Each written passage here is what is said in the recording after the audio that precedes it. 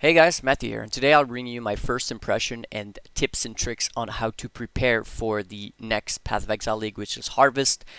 Fortunately, I'm really happy that it's actually dropping on the 19th of June, so we're not having to wait until the 26th or further, which is something that GGG had said was possible. So I'm really happy that it's dropping on the 19th. That gives us a little over 2 weeks to prepare, and that time is honestly quite short given the amount of preparation that is needed if you really want to min-max this league, because the potential is pretty much endless.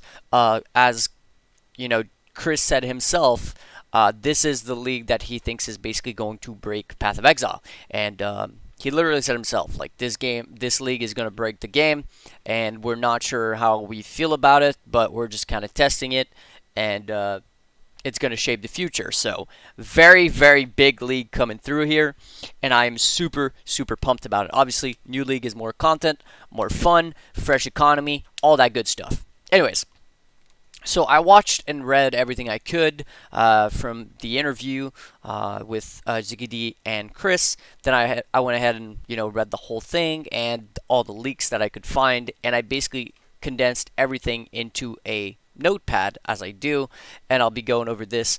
I'm going to be basically talking about all that I think are the main points and also how to prepare, because there's a lot of preparation that you guys can do if you are currency hoarders such as myself and you want to min-max the hell out of this league.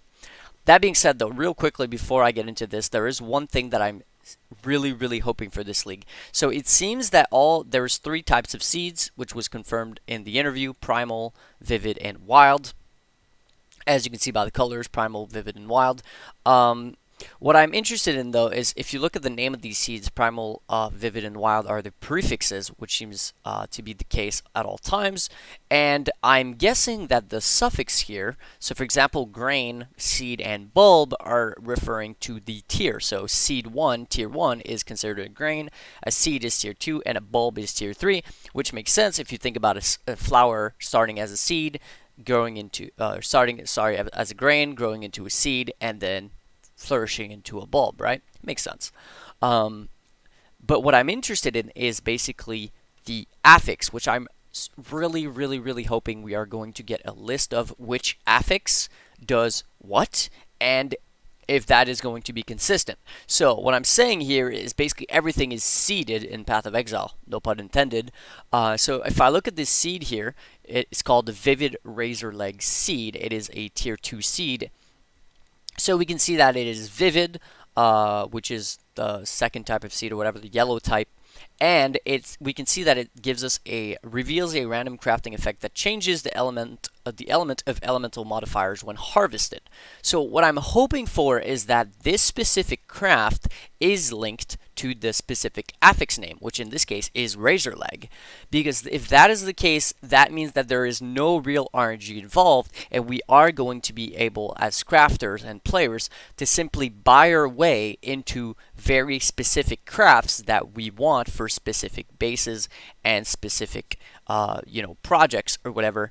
And there is always going to be some amount of RNG involved, because reveals a random crafting effect that changes element of elemental modifiers when harvested is not incredibly precise in what it actually does. So what that might do is maybe change some fire modifier to cold, but maybe it also changes like some flat damage to some percentage damage. We don't really know what it's going to do until we get to it. But what I'm hoping for is really that the specific craft is linked to the specific affix, because that is going to make basically RNG almost nullified by the fact that we'll be able to stack the same affix name over and over until we get what we want, which is pretty much very OP, and I'll get into that when I get to my notepad. Otherwise, you can see some of the potential things to do, like for example replace a cold modifier, but I'll get into that a little bit after when I get to my notepad notes. There's going to be some new bosses, new passive skill stuff. A lot of skills are now being changed to slams or whatever. Warcry stuff changes, brand changes. They reworked over 50 uniques is what I heard from the interview, and 12 brand new ones. So yeah, there you go, over 50 existing ones. So that's pretty cool. Delirium's going core. new Vulcan Renderer, and then the supporter packs. So when it comes to the supporter packs, I'm not that big of a fan of the first one, the Insatiable Malice. I gotta say I'm not a big fan of the armor. That being said, the Sith or Scythe, whatever you want to call this, is really, really sick. Um, I'm personally not going to be buying this one. I was more a fan of the second one, but actually I only bought it for the wings. I thought the wings were actually good looking for once. There's not a lot of pair of wings that I actually enjoy in Path of Exile, but this one I was actually a big fan of. While this one, I wasn't a big fan of the armor and the Tron type looking weird mech. I don't know. I'm not a fan of this one. That being said, the wings, I had a set that I had been wanting to use for a long time, which was the Sin body armor. Been trying to fit it with some cool wings for a while and never really had anything going for it. But I gotta say I am pretty happy with the look of this right now. That being said, these little lights here seem to glow. I'm going to have to change some stuff here to find something that I'm happy with. But overall, I'd say these wings are actually pretty cool, and I'm pretty happy with spending the $30 to actually get them. Either way, back to the important stuff and my trusty notepad as always. So this is basically the main part of this video, and I kind of want to make it quick. It's basically just like side notes or keywords, etc. There is a few things that I'm going to put my main focus on. The rest of it is basically just going to be an overview of what's coming. So it's a seed league, plant league, whatever. Harvest some mobs, you kill them. When you kill them, you're going to get life force. Life force is essentially your currency or energy for this league, and this is what you use to craft. So depending on the cost of the life force of a certain craft, you may be able to basically use the same craft multiple times depending on how many life force you have in your encounter versus the cost of the specific craft. So that's pretty cool, because that means that, let's say you are using a specific base trying to get a specific outcome, you'll be able to reuse that same craft multiple times if you have the given life force. So that means free slams, like free exalt slams, and potentially very, very advanced crafting methods. So, what I recommend to people who are actually currency hoarders and are looking to make some serious bank this league, treat this as a Synthesis 2.0. You are going to want to be making sick filters, and unfortunately, you're going to have to scam some noobs along the way, but that is going to be your main thing. Like, if you're 16 days out right now watching this video and you're like, how do I get rich this league? I would 100% recommend that you start looking into making really, really good trade filters, alright? Why is that? Because there are some specific mods that are pretty nuts. For example, turning modifiers into different elements that are actually of the same tier, and I'll show you guys that in a second. Getting target slams and denols. So what I mean by that is, let's say you have a belt, right? An ES belt with percent ES and ES from body armor, like an Awakener Orb belt, right? But on the Awakener Orb or on the Slam or whatever, you get unlucky and you get like 5 energy shield. You're able to target and null that 5 energy shield to some extent by using this league mechanic and using things like defense modifiers and stuff like that. So you'll be able to basically target to some extent certain slams and annuls, which, I mean, if you're thinking as a crafter, in the mind of a crafter, this is some of the most insane stuff I've ever heard of. Think of example a Flaring Merciless, which is tier 1% physical damage and tier 1 flat physical damage foil or claw or whatever you want. And then all you're missing is hybrid, right? But if you slam just a random exalt as a last suffix, your odds of getting what you want are pretty much none. The odds of getting hybrid physical damage is almost none. Now, if you're target slamming an exalt, that guarantees that you get a physical base modifier, and if you've been following, you're guaranteed a physical base modifier, and you already have percent, and you already have flat, the odds of getting hybrid are insanely high. Incredibly, incredibly high.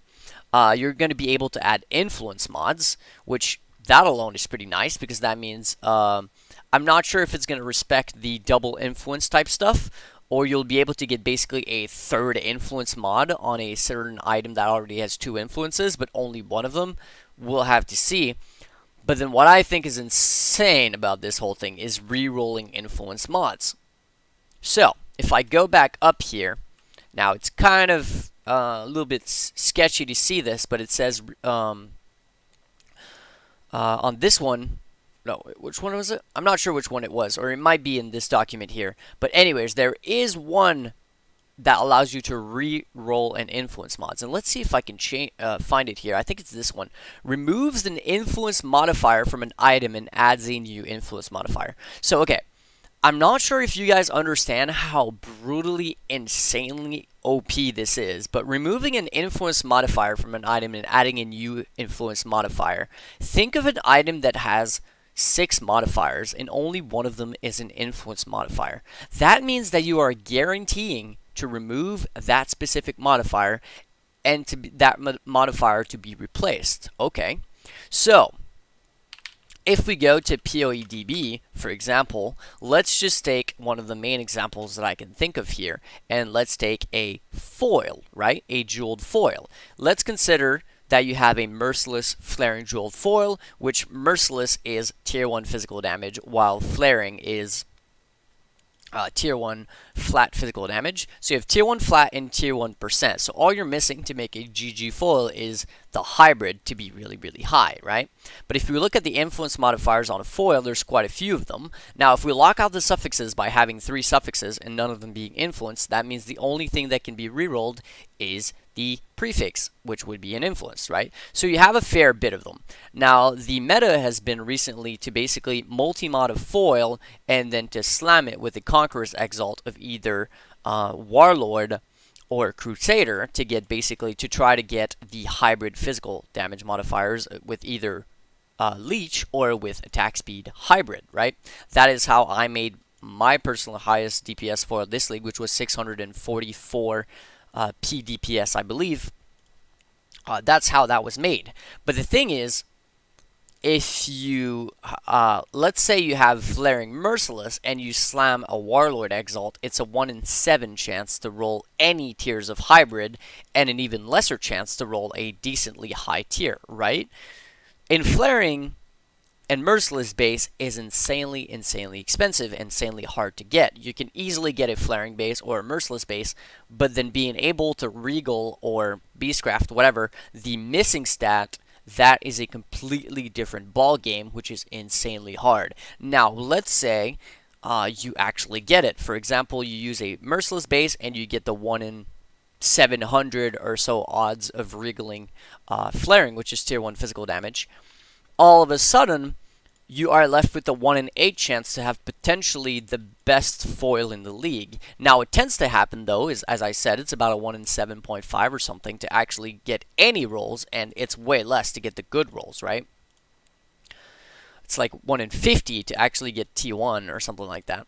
It's pretty rare, right? But now, if I rolled, let's say, physical is extra fire damage, but then I can essentially remove an influence modifier, which this would be the only influence modifier that I get, and add a new one, while I can't target which one I'm going to get, and the weighting is still going to apply. Every single time I use this craft here that removes the influence and gives me another influence modifier, I'm only ever going to get one of these influence modifiers, right? From either a Shaper, Elder, whatever it is. But depending on the price of this mod here, and depending on the price of obviously a Merciless Flaring foil or base, it can still be insanely OP to use this, because even if this was an Exalt every single try, right, and then the odds of getting a hybrid physical damage from either a Warlord Slam or a Crusader Slam is, let's say, 1 in 500, that might seem like a lot, 500 exalts. But the reality is that 500 exalts compared to the price of getting a Merciless Flaring base is literally dirt cheap, especially considering that we're talking about a foil that would actually also have good suffixes, right? Or that you could metacraft these suffixes, so you wouldn't have to ever annul it or take any real risk. All you would have to do is re-roll that influence modifier until you get a hybrid roll, and all of a sudden you can pretty much make, with enough luck, a 700 plus P DPS one-handed weapon, which, as far as I'm concerned, has never existed in a prior league, because getting Merciless and Flaring and Hybrid of all the tiers that are required to hit something as high as 700 PDPS is pretty much almost impossible in the grand scheme of things, right?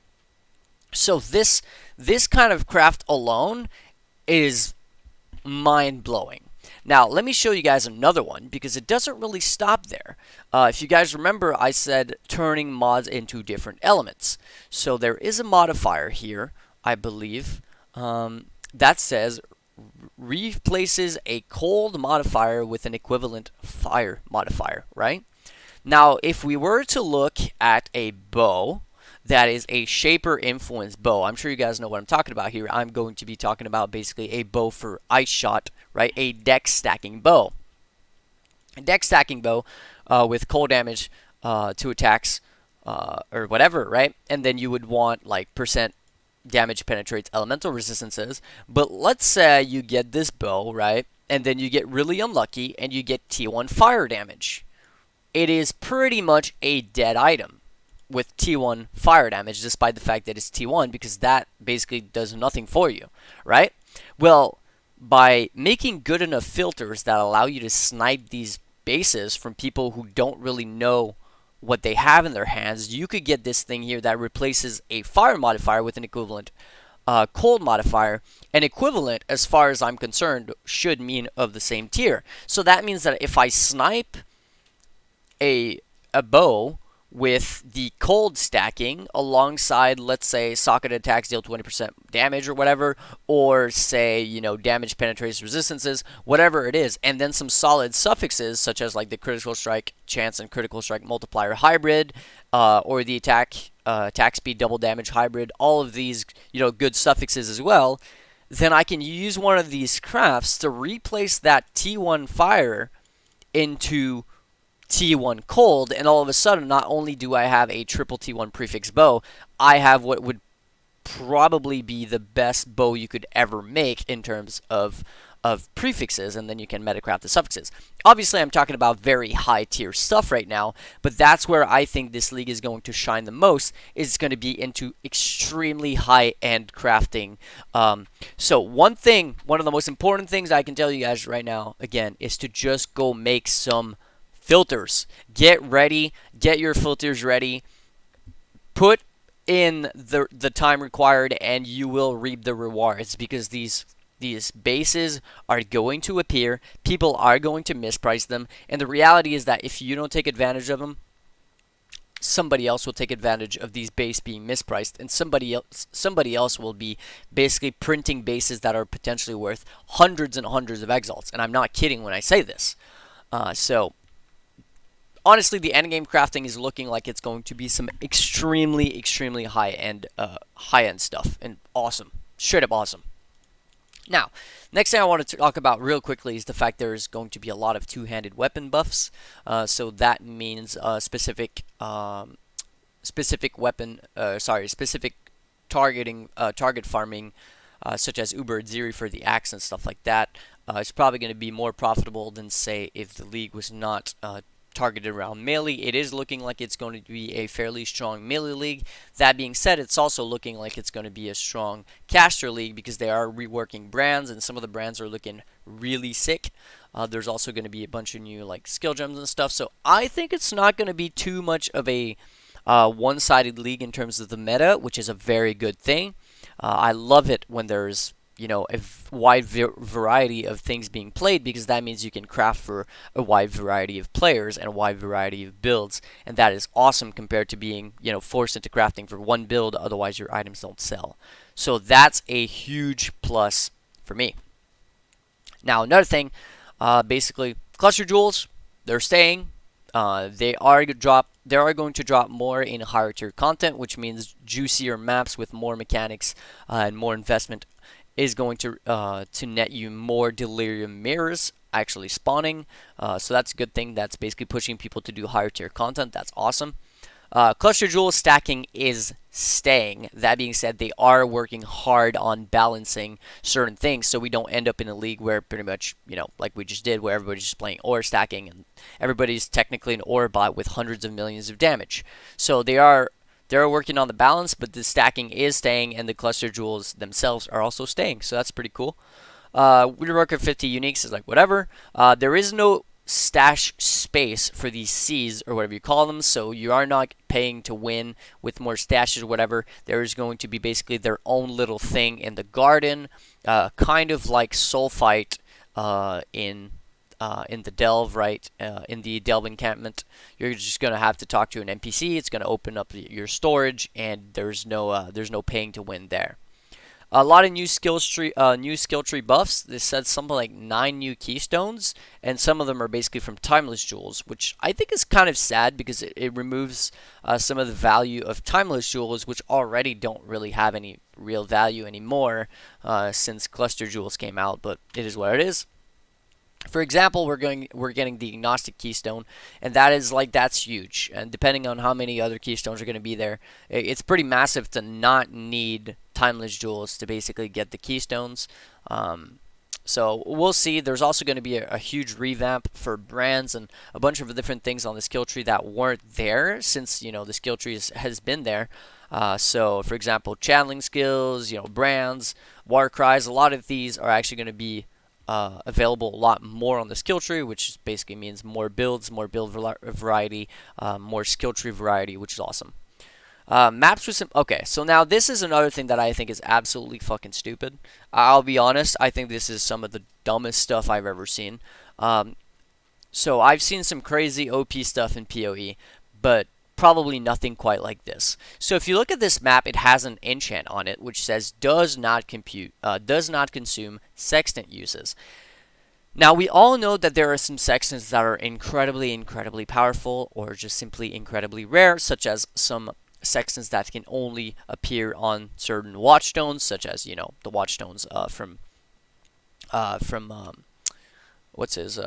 the Awakener, stuff like that. So there are some sextants that are worth an absolute tremendous amount of currency and that are super rare.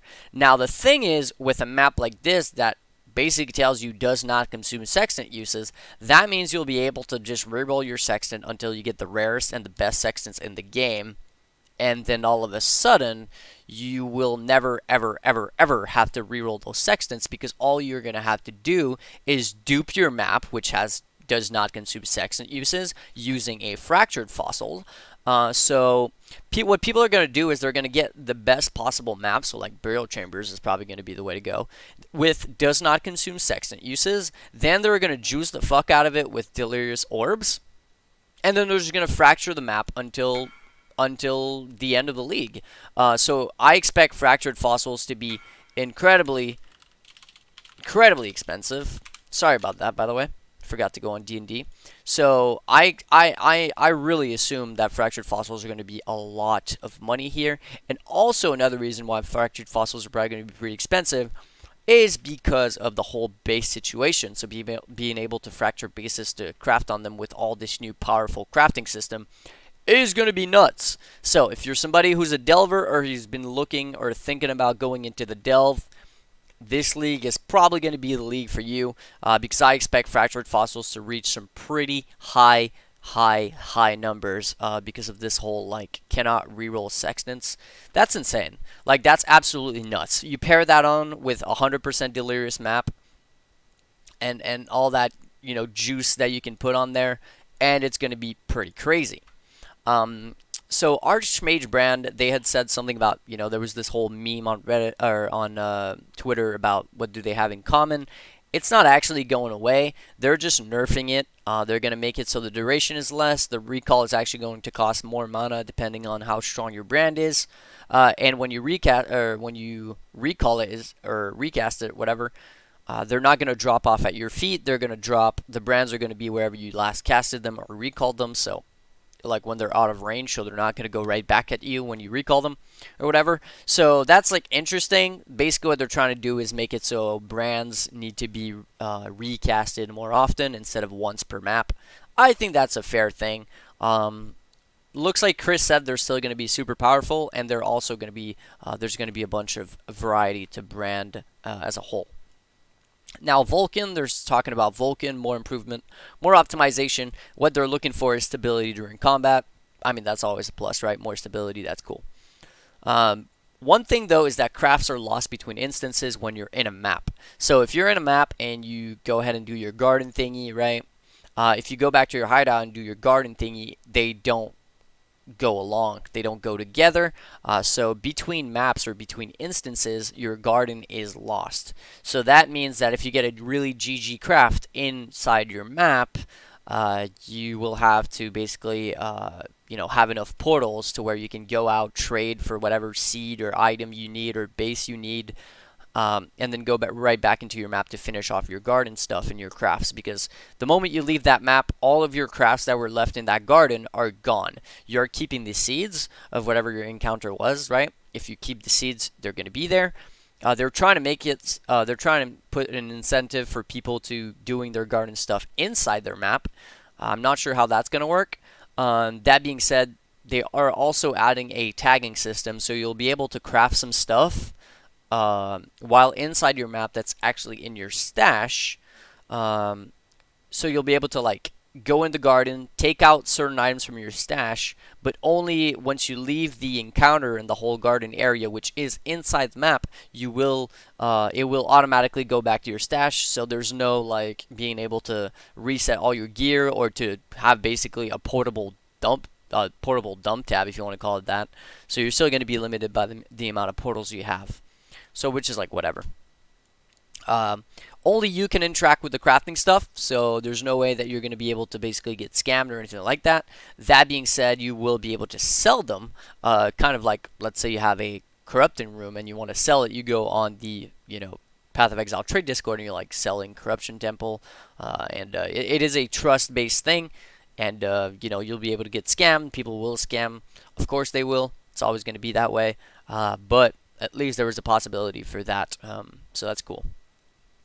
Alright. Seed will be added on top of bench mods. That's also one of the things that I think is absolutely crazy. So, for example, if you have something that adds a defense modifier or whatever, and you're trying to get some energy shield, it's not going to count as a bench mod, which means you're still going to be able to bench something else. So it counts as more like Exalted Orbs, Chaos Orbs, and so on, or Divine Orbs, whatever he said, like basically regular currency, which means you'll still be able to benchcraft on top of that, which is a good thing. There is something that's really odd to me, and I'm quite interested in, and there's a new lab. So potentially new enchant system in the upgraded lab. So there's been some people talking about that for a long time, that they would like it so once you finish the lab, instead of getting one random enchant, you would have like a few different enchants, and you'd be able to choose which enchant you want from that pool. So let's say there's a pool of 3 enchant, you choose the one you want, and if you're running, let's say, if you're running twice enchanted, you'd be able to try again. So instead of getting 1 enchant per lab, you're getting multiple. I'm okay with that system. I don't have anything against it. So that might be coming, because as you can see, there is a new thing called Tribute to the Goddess, which puts you into the Eternal Labyrinth of Fortune. So it's still the Eternal Labyrinth, but there is going to be some new mechanic to it, some more rewarding system, whatever. And then the last thing I really want to talk about is basically there is going to be more juice added to your maps. So as you can see, this is a jeweled Legion Scarab. So it's basically 1 tier higher than Gilded.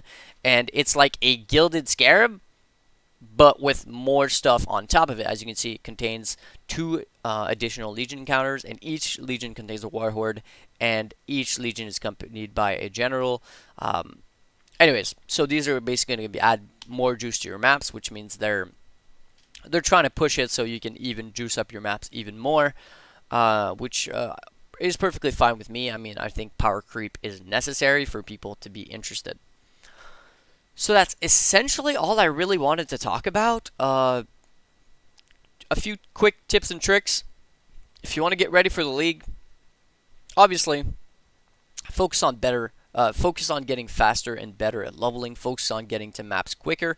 That being said, really put a lot of time and a lot of thinking into your filters that you're going to be using to be able to snipe those bases that I'm talking about. You're going to be able to influence with these new crafting methods, because we don't know all of them yet. But since they don't want to make the same mistake that they did in synthesis and make it so basically the community has to come up with all this data mine thing, I'm pretty sure the whole list of every single seed and what they do is going to be available on the website before the launch. So you could wait for that before making like specific filters for specific seeds and all that. But you can really start thinking about even just these ones that I spoke about, like replacing specific elemental modifiers to other ones of which are equivalent. Like the fact that they're equivalent is what's so incredibly insane about this, is because equivalent should mean of the same tier, which is crazy. Honestly, it's absolutely bonkers.